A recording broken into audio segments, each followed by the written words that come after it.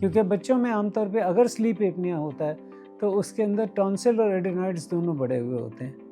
तो उनको जो है डिपेंड करता है कि अगर स्लीप स्टडी में उनकी ऑक्सीजन बार बार गिर रही है